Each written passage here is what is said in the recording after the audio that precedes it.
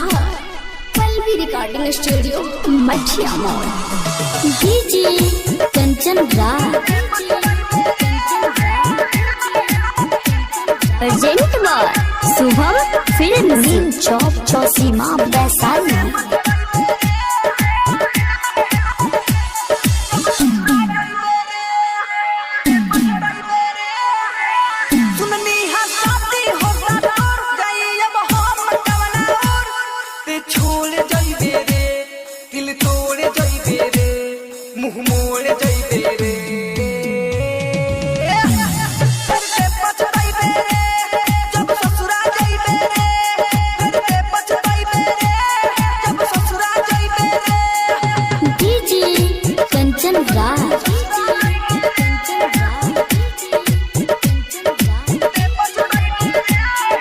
नीम चौक चौसीमा वैशाली।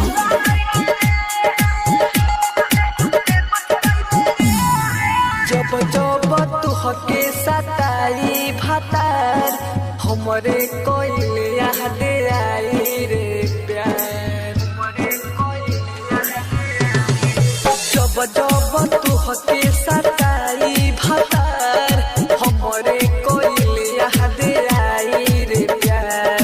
फीका पड़े जब तोहर सिंगार सोचबू कि ठीक रहे रवे हमार। तेलुरवा होई बेरे अचारा के भी होई बेरे बाकी हमके न कोई बेरे। करते पछताई बेरे जब ससुरा जाई बेरे। करते पछताई बेरे जब ससुरा जाई बेरे। DJ Kanchan Raj mix by Pallavi recording studio Mathiya Mor. Neem Chowk Chausima Vaishali. Present by Shubham film. तुहसे है हमर जीत छोड़ो तारे काहे बना के अपन में।